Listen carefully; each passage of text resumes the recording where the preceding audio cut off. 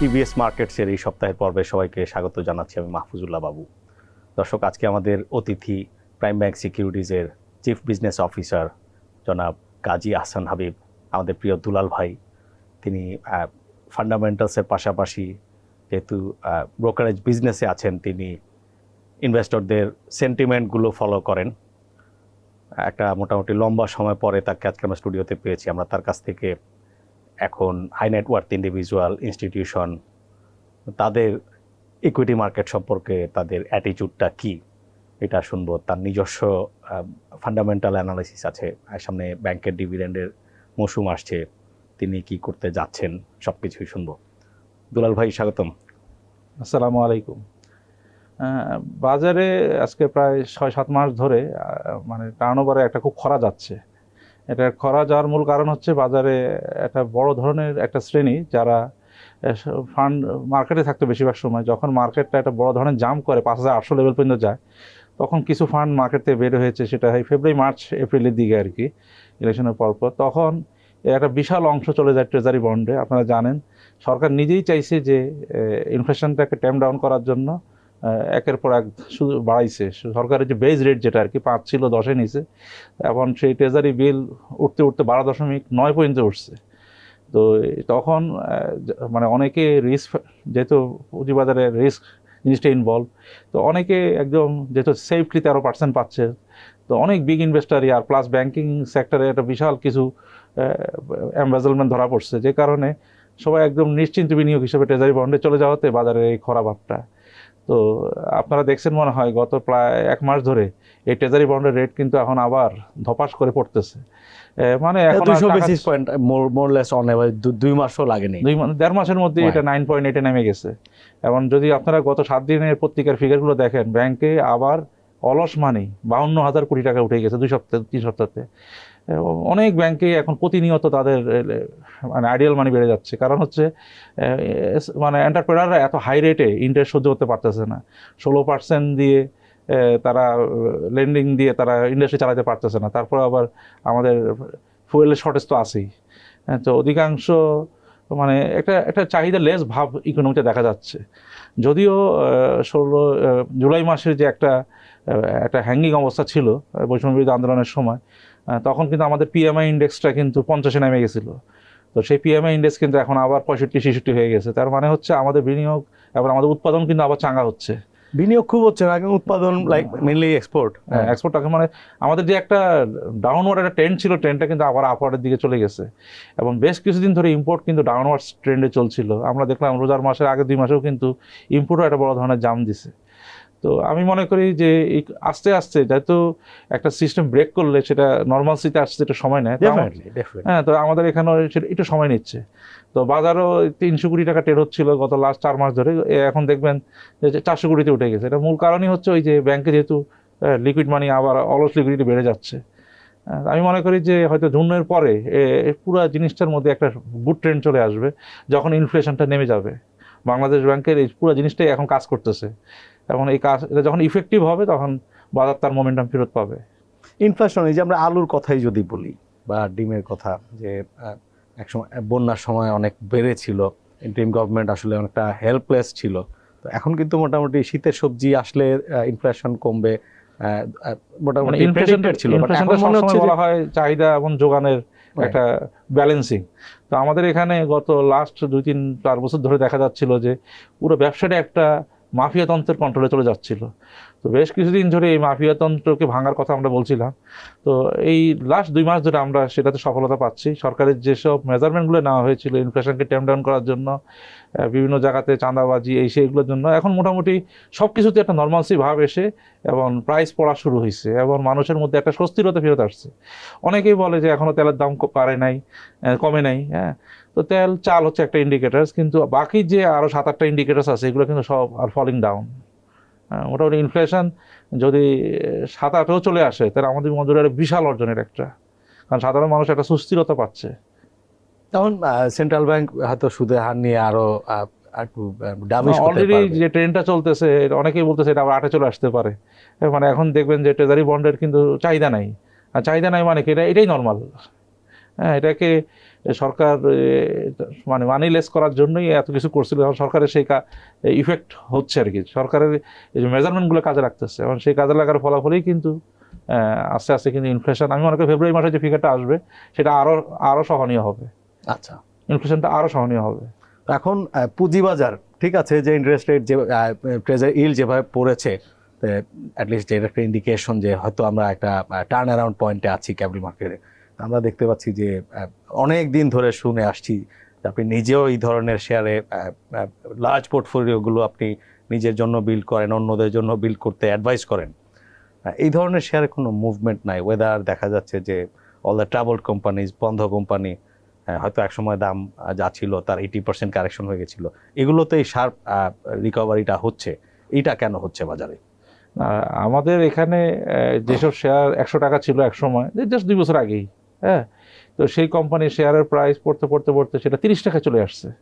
তো এই লাস্ট 1-1.5 মাসে এটা আবার একটা 10-15% অ্যাডজাস্ট করছে। আপনারা জানেন যে আমাদের এখানে যে পাওয়ার প্ল্যান্টগুলা সরকার প্রথমে কিন্তু অনেককেই কিন্তু না করে দিয়েছে, এবং যেটার ইম্প্যাক্ট কিন্তু কিছু কিছু শেয়ারের কিন্তু ইপিএসে কিন্তু হিট করছে, যেমন ওরিয়ন ফার্মা, ওরা পাওয়ার প্ল্যান্টের ব্যবসা করতো ওরা, তো ওদের পাওয়ার প্ল্যান্টগুলো বন্ধ করে দিয়ে কিন্তু ওদের ইপিএস মাইনাস হয়ে গেছে। এরকম অনেক কোম্পানি আছে যাদের পাওয়ার প্ল্যান্ট বিক্রিও করে দিয়েছে। হ্যাঁ, এইসবের একটা নেগেটিভ ইম্প্যাক্ট মার্কেটে পড়ছে, শেয়ারের প্রাইসগুলো অ্যাডজাস্ট হয়ে গেছে। আপনারা এখন শুনতে পাচ্ছেন যে সরকার যার কাছ থেকে বিদ্যুৎ নেবে না বলছিল আদানি, তার কাছ থেকে বিদ্যুৎ নেওয়ার পরিকল্পনা করতেছে এই গ্রীষ্মে। তো শোনা যাচ্ছে যে প্রাইভেট পাওয়ার প্ল্যান্ট যেগুলো বন্ধ আছে সেগুলোর থেকে সরকার বিদ্যুৎ নেবে। হ্যাঁ, কারণ আমরা অলরেডি কিন্তু গরম চলে আসছে, এবং আমরা দেখতে পেয়েছি শুক্রবারের মতো দিনে গতকালকে ব্যাপক লোডশেডিং হয়েছে। তো আমার মনে হয় যে আলটিমেটলি যখনই এই প্রাইভেট প্ল্যান্টগুলো যখন আবার অপারেশনে চলে যাবে, সরকার তাদের সাথে কিন্তু একটা এগ্রিমেন্টে যাচ্ছে, তাদের সমস্ত বকেয়া পেমেন্টগুলো কিন্তু শোধ করে দিচ্ছে। তো আমি মনে করি প্রতিটা জায়গাতে আমাদের হ্যাঙ্গিং হয়েছিল, এই যে এই জটগুলো ছুটা শুরু হয়েছে, জটগুলো আছে এখনো অনেক, জাস্ট মানে রোল করে যাচ্ছে। হ্যাঁ, এখন এই জটগুলো ছুটার সাথে সাথে দেখা যাবে যে আস্তে আস্তে কোম্পানিগুলো যারা 200% হারাইছে গত প্রাইস, হয়তো আবার 20-30% আবার এখানে প্রাইস অ্যাডজাস্ট হতে পারে, তো সেটাও কিন্তু ইন্ডেক্সে কিন্তু ইফেক্ট করবে। তো আমি সর্বোপরি মনে করি জুন পর্যন্ত মার্কেট এখান থেকে নামার জায়গা নেই, মার্কেট এখান থেকে 200 পয়েন্ট হলেও প্লাস থাকবে আগামী জুন 30-এর মধ্যে। আপনি অনেক হাই নেট ওয়ার্থ ইন্ডিভিজুয়াল দের ডিল করেন ইন দ্য ব্রোকারেজ ইন্ডাস্ট্রি, তারা আসলে ক্যাপিটাল স্টক মার্কেটে ইনভেস্টমেন্টে কতটা ইনভেস্টেড, কতটা ইনভেস্টমেন্টে আগ্রহী? লাস্ট 6 মাস 7 মাস ধরে তারা খুবই নেগেটিভ ছিল, তারা খুবই হতাশ, ফ্রাস্ট্রেটেড। আপনারা জানেন যে অনেকগুলো ফান্ড কাটকে দেওয়া হয়েছে, আমাদের দেশের টপ 10টা কংগ্লোমেরেটসের কিন্তু অ্যাকাউন্টস প্রায় বন্ধ। আমরা রিসেন্টলি দেখলাম যে কিছু কিছু কোম্পানির ইপিএস স্মরণকালের সর্ববাজে সীমা ক্রস করছে, যেমন বসুন্ধরা গ্রুপে দুটি মার্কেটে লিস্টেড কোম্পানি আছে, একটা হচ্ছে ম্যাগনা সিমেন্ট, একটা হচ্ছে বসুন্ধরা পেপার মিলস, এগুলো কিন্তু বাজারে খুব চাঙ্গা শেয়ার ছিল। আপনারা দেখছেন লাস্ট কোয়ার্টারগুলোতে কিন্তু ওরা ইপিএস ব্যাপকভাবে মাইনাস আসছে, কারণ হচ্ছে তারা ব্যাংক ডিফল্টার হয়েছে, সরকার তাদের অ্যাকাউন্ট আটকাই দিচ্ছে, তারা টাকা পাচার করছে। এই সমস্তগুলোই কিন্তু আসলে কিন্তু বাজারের ইন্ডেক্সকেও কিন্তু ইম্প্যাক্ট করছে, মানুষের আস্থাকেও ইম্প্যাক্ট করছে। তো আমি মনে করি এভাবে পানিশমেন্ট হওয়া উচিত, কারণ যে কোনো জিনিস ঠিক হইতে গেলে দুটো জিনিস লাগবে, একটা হচ্ছে গভর্নেন্স ঠিক হইতে হবে, যেটাতে এসএসসি ইনশাল্লাহ সফল, আর একটা হচ্ছে অর্থনীতিটাকে আগের ইয়াতে ফেরত আসা, মোমেন্টামে ফেরত আসা, এবং সেটা আমরা দেখতে পাচ্ছি যে এক্সপোর্ট ইম্পোর্ট এবং আমাদের রিমিটেন্স এবং আমাদের রিজার্ভ পজিটিভ ট্র্যাকে ফুললি পজিটিভ ট্র্যাকে চলে আসছে। তো আমি মনে করি এটার মোমেন্টামটা হয়তো আমরা জুনের পর দেখতে পাবো শেয়ার বাজারে।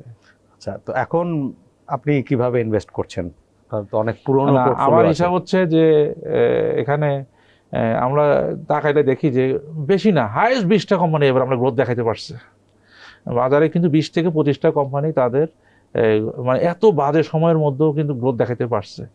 তো আমি মনে করি যে পুঁজিবাজারে সবসময় গ্রোথ কোম্পানি এবং এগুলো নিয়ে কাজ করা উচিত। আবার কিছু কিছু শেয়ার থাকে টার্ন অ্যারাউন্ড কোম্পানি, হ্যাঁ, তো সেগুলো আস্তে আস্তে কিন্তু ইম্প্যাক্ট পড়ছে। যেমন হচ্ছে আমরা বাজারে কিছু ইঞ্জিনিয়ারিং খাতের কিছু কোম্পানিকে দেখলাম তলায় গেছিলো, এবং আজকে আমাদের ইকোনমি যে আজকে এই যে প্রবলেমটা, এটার মধ্যে একটা বিশাল ইম্প্যাক্ট ছিল হচ্ছে টাকা পাচারের কারণে, এবং ইউক্রেন যুদ্ধের পরে আমাদের ম্যাক্রোটা ঠিকমতো কাজ করে না এইগুলো।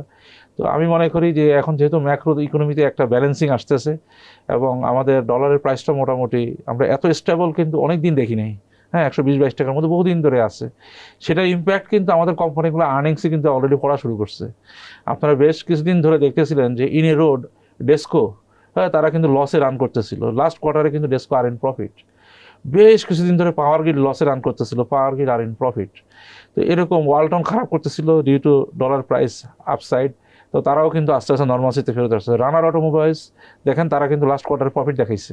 ইফাদ অটোমোবাইলস তারা কিন্তু লাস্ট কোয়ার্টারে ব্যাপক প্রফিট দেখাইছে। এই যে আমাদের ম্যাক্রো ইকোনমিতে যে কোম্পানিগুলোর মধ্যে ইম্প্যাক্ট পড়তেছে এবং ব্যবসা বাণিজ্যে যে একটা আস্থা আসতেছে, এগুলো হচ্ছে তার আর্নিংসের মধ্যে কিন্তু রিফ্লেকশন আসা শুরু করছে।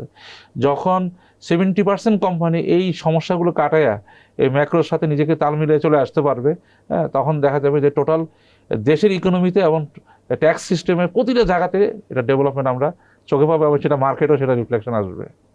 আচ্ছা, আর আপনি রিফর্ম যেটা আইএমএফ এর সাথে যখন যে বিগত সরকারের সময় শুরু হয়েছিল, এবং আপনার হাইপোথিসিসটা হচ্ছে যে আপনি অন্যান্য দেশের দীর্ঘদিনের ইতিহাস পর্যালোচনা করে বলছিলেন আগের প্রোগ্রামে, এই রিফর্মগুলো আসলে একটা ক্যাপিটাল রিফর্মটা শেষ হলে তারপরে হচ্ছে তার সুফল যখন ইকোনমি বা একটা সেক্টর কোম্পানিগুলো পায়, তখন স্টক মার্কেটে একটা বুম আসে। তো নিশ্চয়ই রিফর্মের সেই ট্র্যাক অ্যান্ড মিনিংফুলি এখন সরকার এটা আমি আপনাকে কমিউনিকেট কয়েকটা করতে রিফর্মের চাচ্ছে। কথা বলি। একটা হচ্ছে ভারতে যখন মোদী সরকার ক্ষমতায় আসে, ভারতের অর্থমন্ত্রী ছিল অরুণ জেটলি, উনি ব্যাংকিং রিফর্ম করে। আমাদের মতো ওদেরও কিন্তু ক্লাসিফাইড লোন 30% হয়ে গেছিলো। তো ওরা মার্জার অ্যাকুইজিশন করে কিন্তু সেই পুরো ব্যাংকিংটাকে একদম জাস্ট নর্মাসিতে ফেরত নিয়ে আসছে। আপনি যদি জানেন ভারতের শেয়ার মার্কেট কিন্তু গত 6 মাস ধরে কিন্তু downward trend, but there banking ইন্ডাস্ট্রিগুলো কিন্তু মারদাঙ্গা প্রফিট করতেছে এবং সেই রিফর্মের সুফলই কিন্তু সেটা হয়েছে। সেম কাহিনী ঘটছে আসিয়ান ক্রাইসিসের সময়, আটকে যাওয়া ঠিক আমাদের মতো মেগা প্রজেক্ট করে বিপদে পড়েছিল থাইল্যান্ড, ইন্দোনেশিয়া, মালয়েশিয়া, এবং $40 বিলিয়ন রিফর্ম প্যাকেজ পেয়ে আজকে কিন্তু ইন্দোনেশিয়া, মালয়েশিয়া এবং থাইল্যান্ডের প্যাকেজ তারা কিন্তু একদম পুরো নর্মাসিতে। আইএমএফের এই প্যাকেজগুলো মানুষ নেই কিন্তু হচ্ছে রিফর্ম করে তারা তাদের ইকোনমিটার মধ্যে সেই মোমেন্টামটা নিয়ে আসে।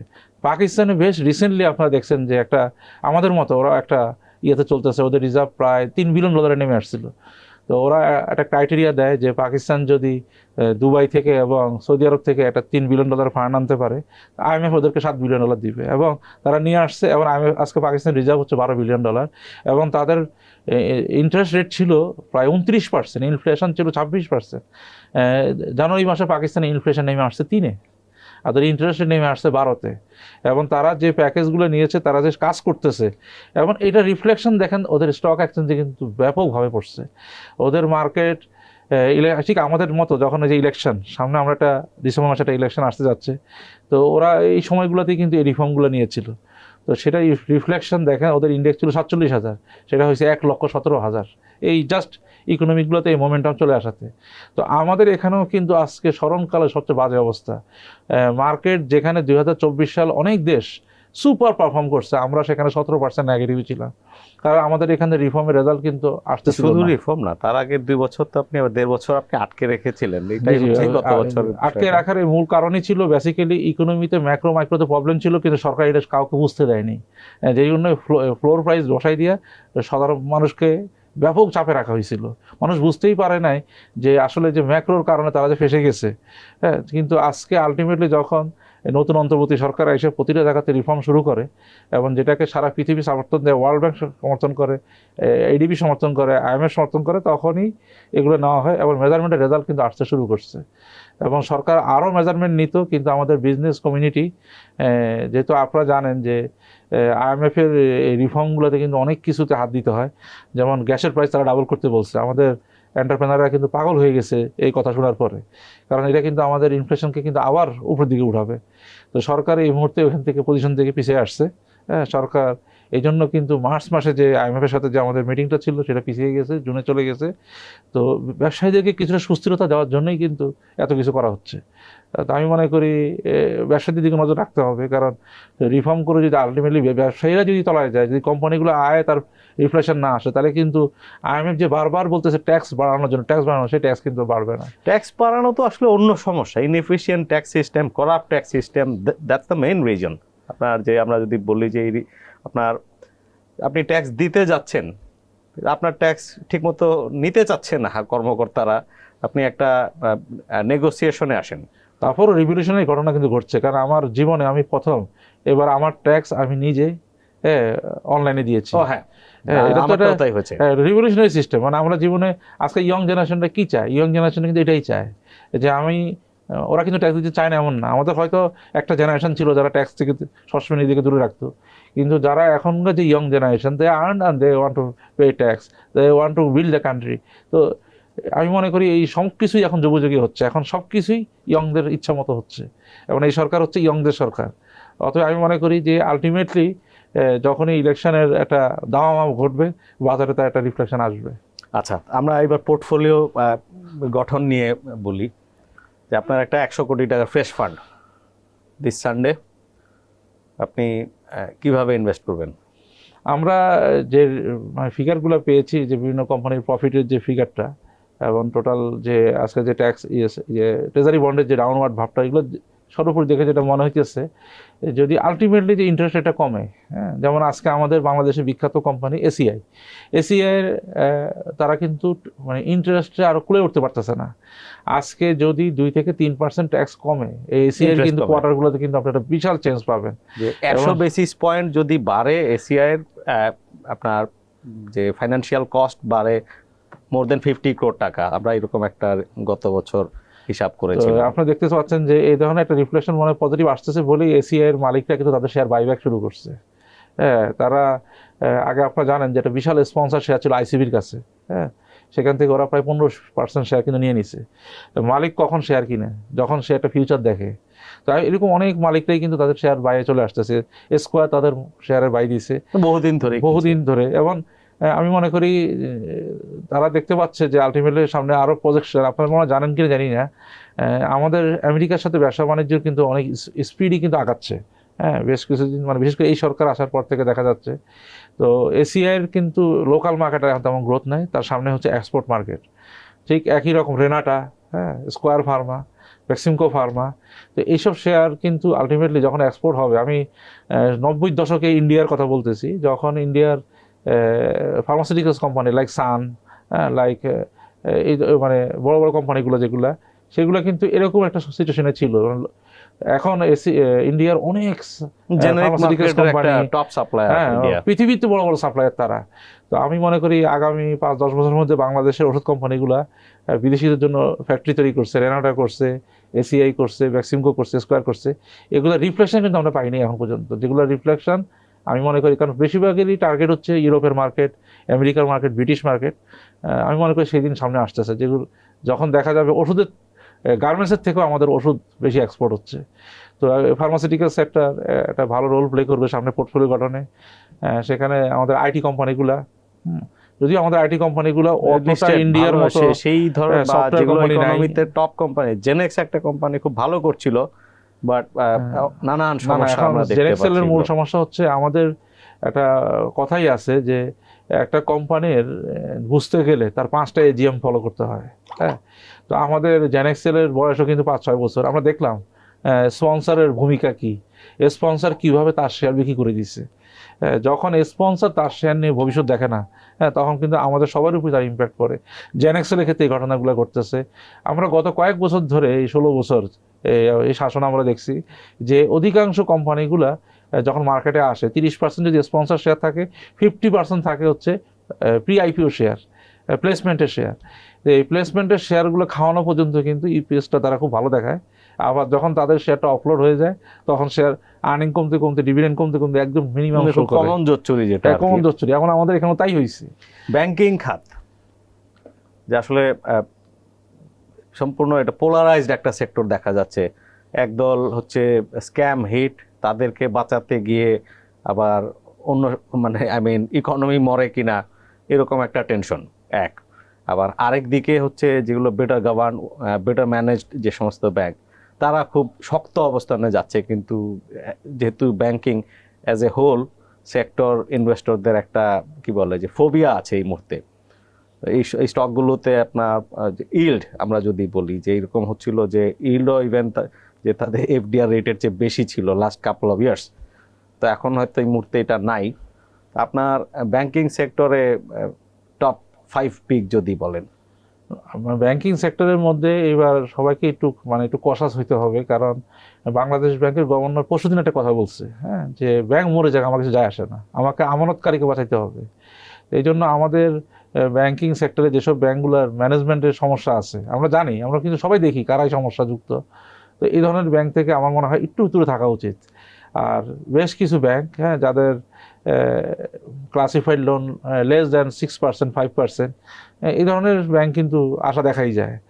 যেমন ব্র্যাক ব্যাংক, যেমন পূবালী ব্যাংক, যেমন City Bank, like Uttara Bank, Dutch Bangla ব্যাংকেরও এই বছর ওরা মানে ওদের ব্যাপক প্রভিশন নিতে হবে, তারপর ওরা কিন্তু নিচ্ছে, প্রতি বছরই নিচ্ছে।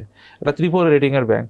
তো এরকম 5-6টা ব্যাংক ছাড়া আমি মনে করি যে অন্যান্য ব্যাংকগুলোর থেকে সবাই একটু কষাস মনে থাকা উচিত, বিশেষ করে আগামী 2 বছর।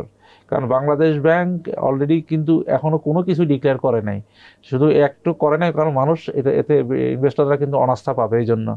কিন্তু যখন সব কিছু ফোকাসে চলে আসবে, তখন কিন্তু একটা নেগেটিভ সাইড কিন্তু ব্যাংকিং সেক্টরকে গ্রাস করতে পারে।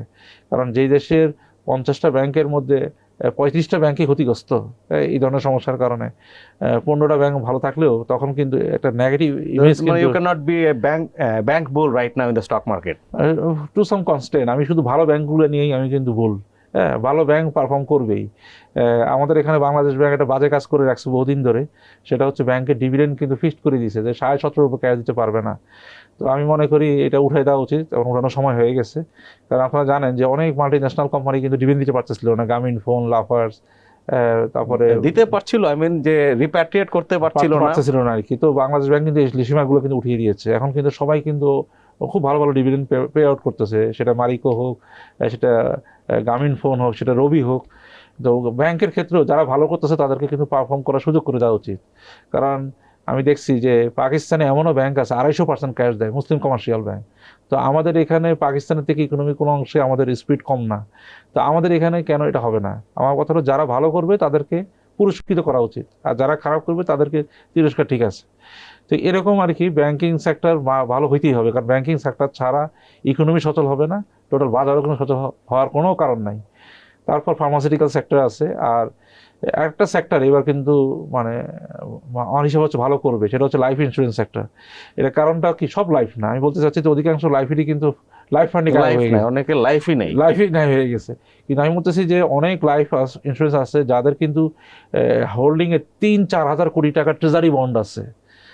যদি গত বছর তারা 5%-এ কেউ যদি প্রফিট করে থাকে 300 কোটি টাকা, এই বছর তারা লাভ করবে কিন্তু 600 কোটি টাকা। তাদের ডিভিডেন্ড সব কিন্তু বাড়বে। তো সেখানে লাইফ ইন্স্যুরেন্সের যেগুলো ভালো, হ্যাঁ, এরকম কয়েকটা লাইফ কিন্তু এদের ডিভিডেন্ড বাড়বে, এদের আর্নিংসও কিন্তু বাড়বে। বিশাল গুলো দেখতে হবে, ভিতরে গিয়ে বিস্তারিত দেখতে হবে। হ্যাঁ, আর মাল্টি ন্যাশনাল কোম্পানিগুলো তো সহজাতভাবেই তাদের ফান্ড ম্যানেজমেন্ট দিয়ে তারা, যেটা আমরা জিপির ক্ষেত্রে দেখছি, যেটা আমরা রবির ক্ষেত্রে দেখছি, গত বছর থেকে ডাবল গ্রোথ, এত নেগেটিভ জিডিপি গ্রোথ, এত নেগেটিভ, কিন্তু they are doing goods because multi ন্যাশনালগুলো তাদের ম্যানেজমেন্ট পাওয়ার দিয়ে তারা কিন্তু কোম্পানিগুলোকে কিন্তু সামনের দিকে আগায় নিচ্ছে। তো আমি মনে করি জিপি এবং রবি বাজারে এখন যেহেতু আমাদের স্টক অনেক কমে গেছে, আর ফুয়েল অ্যান্ড পাওয়ার সেক্টরেও কিন্তু অনেক ভালো ভালো কোম্পানি আছে, হ্যাঁ, লাইক যমুনা ওয়েল, মেঘনা ওয়েল, পদ্মা ওয়েল, এদের কিন্তু ইপিএস স্মরণকালে সর্বশ্রেষ্ঠ। সরকারি কোম্পানির মধ্যে Bangladesh shipping corporation, they are doing good recently. তারপরে আমাদের যে ফুয়েল অ্যান্ড পাওয়ার কোম্পানিগুলোর মধ্যে মোবিল যমুনা, কারণ হচ্ছে আপনার বলছি আমি একটু আগে, ভ্যাক্সিমকো বন্ধ প্রায়, বসুন্ধরা প্রায় বন্ধ, ওরিয়ন প্রায় বন্ধ। মার্কেট শেয়ারটা কিন্তু আরেকজনের দখলে চলে যাচ্ছে। তো সেই ক্ষেত্রে কিন্তু এটা সারা পৃথিবীতে দেখা যায়, যখন অন্যান্য কোম্পানি একটু পিছায় যায় তখন অন্য কোম্পানি কিন্তু এর ফলাফলটা ভোগ করে। তো মোবিল যমুনাতেও কিন্তু সেই ধরনের কিছু রিফ্লেকশন আসতেছে। আর অলরেডি মার্কেট শেয়ার নিচ্ছে আপনার, অলরেডি 39% গ্রোথ হয়েছে আপনার ওমেরা মার্কেট শেয়ার বেড়েছে আসলে 22-এর পর থেকেই। ইকোনমিক যখন ক্রাইসিস আসে তখন থেকে, তার সাথে এখন পলিটিক্যাল ক্রাইসিসে পলিটিক্স নিউট্রাল একটা অলরাইট। দুলাল ভাই, যে জুন পর্যন্ত 200 বেসিস পয়েন্ট, আই মিন 200 পয়েন্টের একটা আপ মুভ, এটা আপনার এক্সপেকটেশন। আমরা যদি আসলে বিয়ন্ড জুন ভাবতে যাই, যে আপনি রিফর্ম অ্যান্ড ইকোনমিক টার্ন অ্যারাউন্ডের পরে যে একটা রিয়াল বুল মার্কেটের কথা বলেন, যেটি অন্যান্য দেশে গত 20 বছরে 30 বছরে আপনি যার প্রত্যক্ষদর্শী আমরা বলতে পারি, আমি আপনাকে সাধারণ উদাহরণ দিই, এই বুল মার্কেটটা আমরা কবে পাবো? যেমন আপনার আমি বলি যে অন্তর্বর্তী সরকার যেটা এখন আমাদের গঠিত হয়েছে, এটা জাস্ট লাইক আগে তত্ত্বাবধায়ক সরকারের মতোই আর কি। তো পাকিস্তানে যখন এরকম একটা অন্তর্বর্তী সরকার গঠিত হয়, কাকা ওদের যে বেলুচিস্তানের যে ইয়া ওনার আন্ডারে, তো দেখা গেছে যে ওই সময় পাকিস্তানের ইন্ডেক্স ছিল কিন্তু 46-47 হাজার। তো ওদের ইলেকশন হয়েছে ফেব্রুয়ারি মাসে, হ্যাঁ। তো ফেব্রুয়ারি মাস থেকে এক বছরের মধ্যে, এই বছরের ফেব্রুয়ারি জাস্ট 60,000 পয়েন্ট মার্কেট বাড়ছে। হ্যাঁ, কারণ পলিটিক্যাল সরকার আসলে সবাই পছন্দ করে। হ্যাঁ, কারণ একজন বড় বিনিয়োগকারী, হ্যাঁ, সে কিন্তু এই ধরনের একটা হ্যাঙ্গিং সিচুয়েশনে সে নিজেকে কিন্তু করতে চায় না। আমাদের এখানে কিন্তু বড় বিনিয়োগকারীরা এখন সবাই ট্রেজারি বন্ড কিনে বসে আছে, সবাই কিন্তু লড়াচড়া না, নেই। ওরা কিনলো গ্রামীণ ফোন, এখান থেকে যদি ডাবল হয় ইন্ডেক্স ডাবল, সে আমরা বললাম যে আমরা ধরে নিলাম ইন্ডেক্স 9,000 পর্যন্ত গেল, কিন্তু 1 লাখ সূচক নিতে গেলে সেই বুল মার্কেটটা আমরা সেই কবে বুল পাবো? মার্কেটে আসতে গেলে প্রথমত হচ্ছে বিনিয়োগকারীদের আস্থা আসতে হবে। তো বিনিয়োগকারীদের আস্থা, মার্কেট যখন, কারণ বাজারে কিন্তু আর ডাউন সাইড কিন্তু কোনো প্রেশার নাই, ইনফ্লেশন ট্রেন্ড কিন্তু নিচের দিকে, বাজারের ট্রেজারি বন্ডের রেটও নিচের দিকে। তো এখন কিন্তু যা কিছু হবে সবই কিন্তু হবে অর্জন, সারপ্লাস। তো এখন আমি মনে করি যে আমাদের এখানে একটা ট্রেন্ডই হচ্ছে সবাই একটু দেখি, একটু বাড়ুক, বাড়লে সবাই কিনে, কমলে কিন্তু কেউ কিনে না। অথচ এই যে যখনই ডাউন সাইজ তখনই কিন্তু কেনার সময়। তো দেখা গেছে যে হ্যাঁ, কিছু কিছু সমস্যা আছে আমাদের এখানে। আপনি যদি গত 7 দিন ধরে ব্রিটিশ আমেরিকান টোবাকোর ট্রেন্ডটা দেখেন, একটা ফরেন সেল প্রেশার কিন্তু চলছে। আবার যদি একটু গ্রামীণ ফোনের ট্রেন্ডটা দেখেন, একটু ফরেন বাই প্রেশার চলতেছে। তো কোম্পানিগুলোর পারফরমেন্সের বেস করে, হ্যাঁ, আবার আমাদের এখানে যে ব্রিটিশ আমেরিকান টোবাকোর যে বায়ারগুলো ছিল অতীতে, বেশিরভাগই ছিল ইন্ডিয়ান বায়ার। তো আপনার বুঝতেই পারতেছেন ইন্ডিয়াতে কিন্তু ফরেনাররা কিন্তু আমি আপনাকে একটা হিন্স দিই, জানুয়ারি এবং ফেব্রুয়ারি মাসে ভারতে ফরেনাররা অ্যারাউন্ড 60,000 কোটি রুপি শেয়ার বিক্রি করছে।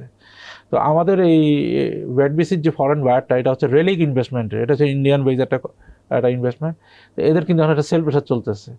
তো এই সেল প্রেশারটা শেষ হয়ে গেলে, কারণ আমরা অতীতেও দেখছি ওয়েডবিসির যখন একটা বিগ সেল প্রেশার শেষ হয়েছে তারপর আবার 100 পয়েন্ট জাম্প করছে। তো এরকম ভাঙাগড়া চলতেছে কিন্তু আমাদের এই ফরেনারদের আমাদের এই কান্ট্রির উপর এই যে কারণ আমাদের মার্কেট কিন্তু 17 সালের পর থেকে কিন্তু ফরেন বায়ার দেখা যাচ্ছিল না, কিন্তু এই গত 2 সপ্তাহ ধরে কিন্তু বাজারে আমাদের প্রোগ্রামে এসেছিলেন হ্যাঁ। ভেরি রিসেন্টলি একজন যে এশিয়া ফ্রন্টিয়ার ক্যাপিটাল, জি, জি, তিনি বলছেন ওরা যে কিন্তু পজিটিভ the worst বলতেছে। is over, এখন এখান থেকে আমরা গ্রিন শুট দেখতে পাচ্ছি। জি জি জি, এখন ফরেনাররা কিন্তু এখন আস্তে আস্তে অ্যাক্টিভ হচ্ছে, কারণ আমাদের কোম্পানিগুলো কিন্তু আস্তে আস্তে গ্রোথে আসতেছে।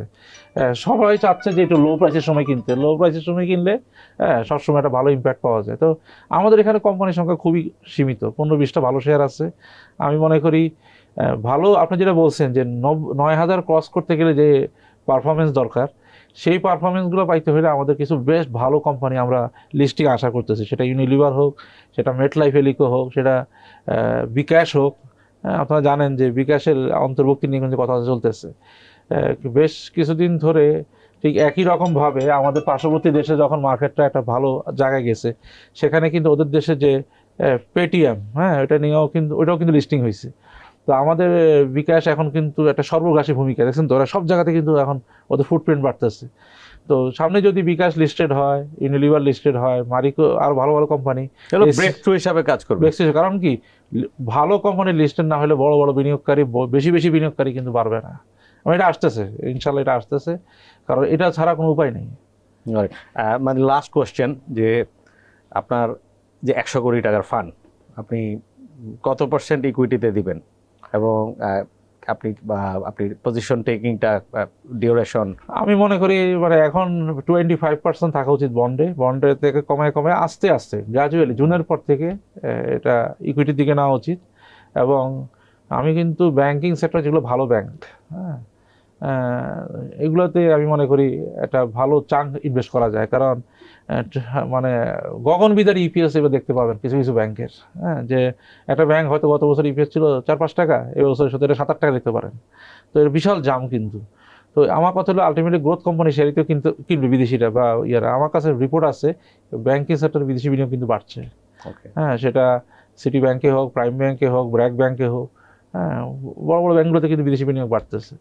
তো আলটিমেটলি 20-25টা ভালো শেয়ার, আর যদি আমাদের যে কোম্পানিগুলো যেগুলো পিছিয়ে আছে, অনেক কোম্পানি কিন্তু ডলার ইউক্রেন প্রবলেম এগুলোর কারণে কিন্তু পিছিয়ে আছে, এগুলো যদি যখন মোমেন্টাম পাবে, যেমন সিঙ্গার একটা কোম্পানি, হ্যাঁ, দেখবেন যে ইপিএস মাইনাস দেখাইছে, ব্যাপক ফল করছে, মার্কেট ক্যাপিটালাইজেশন পড়ে গেছে, কিন্তু ওরা কিন্তু ব্যাপক বিনিয়োগ করছে সিঙ্গার। হ্যাঁ, যে কোনো একটা ভালো রেজাল্ট কিন্তু কোম্পানির চেহারা চেঞ্জ করে ফেলতে পারে। এই ওয়ালটন, হ্যাঁ, জাস্ট দেখেন কি ছিল, কোথায় গেছে, তারা বিলিয়ন ডলার কোম্পানি হয়ে গেছে। তো এরকম অনেক কোম্পানি গত কয়েক বছর ধরে খুব ডিপ্রেসড অবস্থায় আছে, যে কোনো সময় কিন্তু এদের আর্নিং মোমেন্টাম ফেরত পাইতে পারে। আমাদের যেমন দেখছেন রিসেন্টলি আমাদের দেশে কিন্তু ফুটওয়্যার সেক্টরটা পুরা বুম। বাংলাদেশে কিন্তু ওয়ার্ল্ড লিডিং কিছু ফুটওয়্যার কোম্পানি যারা শিফটিং করে চায়না থেকে কিন্তু এখানে নিয়ে আসতেছে। আপনারা জানেন চায়নার উপরে আমেরিকান সরকার ট্যারিফ বসাচ্ছে। এই ট্যারিফ নিয়ে কিন্তু সারা পৃথিবীর মানুষ চিন্তিত, সারা বিনিয়োগকারীরা চিন্তিত, সব মার্কেটগুলো কিন্তু পড়তেছে, কিন্তু আমরা কিন্তু এখানে বেনিফিশিয়ারি। কারণ চায়নার উপরে যে ট্যারিফটা বসানো হবে তখন চায়নার এই কোম্পানিগুলো বাংলাদেশে আসবে। এখন বাংলাদেশের কিন্তু ট্যারিফ দিয়েই কিন্তু বাংলাদেশ কিন্তু খুব ভালো এক্সপোর্ট করতেছে, গার্মেন্টসে হোক, ফুটওয়্যার হোক। আমি মনে করি সামনের দিনগুলোতে বাংলাদেশের যে ফুটওয়্যার এক্সপোর্ট, এটা বিলিয়ন বিলিয়ন ডলারে পরিণত হবে আগামী 3-4 বছরের মধ্যে। আপনার পোর্টফোলিও তো এখন আরেকটা প্রশ্ন করি, সবচেয়ে পুরনো মানে সবচেয়ে আগে কেনা শেয়ার কত বছরের পুরনো? আমার ব্রিটিশ আমেরিকান টোবাকো আমি আজকে প্রায় 27-28 বছর ধরে হোল্ড করতেছি। দুলাল ভাই, আমরা প্রোগ্রামের প্রায় শেষ দিকে চলে এসেছি। আমাদের আসলে আলোচনাটা জমে উঠেছিল মাত্র, but producer is calling. Thank you so much. Thank you. দর্শক, দুলাল ভাইয়ের বিশ্লেষণ বরাবরই হার্ড নাম্বারসের চাইতে তিনি তার কোয়ালিটেটিভ অ্যানালাইসিসগুলো আমাদের সাথে খুব ফ্র্যাঙ্কলি শেয়ার করেন। তো যে সমস্ত খাত ঘুরে দাঁড়ানোর সম্ভাবনা আছে, যেহেতু ট্রেজারির ইল্ড, ইনফ্লেশন, এগুলো একটা ইন্ডিকেশন যে অনেক যারা নাম্বারস অ্যানালাইসিস করেন, যে সনদধারী বিশ্লেষকরা, তারাও এক্সপেক্ট করছেন যে অলরেডি এগুলো পিক হয়ে গেছে, এখান থেকে একটা কমতে থাকবে। That should translate into turn around in corporate earnings and fund flow into the stock market. তো সব কিছু মিলিয়ে তিনি বেশ কিছু খাতের কথা আমাদেরকে বললেন। আর তার চাইতে আরেকটা, যে ব্যাংকিং সেক্টরের সম্পর্কে একদিকে ইনভেস্টরদের সেন্টিমেন্টটা, এটা নিয়ে কশাস থাকতে হবে। যে সমস্ত ব্যাংক দুর্বল, যে সমস্ত ব্যাংক স্ক্যাম হিট, সেগুলো নিয়ে সাবধান থাকতে হবে। আর কিছু ব্যাংকের গগনবিদারী ইপিএস আসবে তিনি বলছিলেন। সব কিছু মিলিয়ে আমাদের অনুষ্ঠানটা ভালো লাগলে লাইক করবেন, শেয়ার করবেন।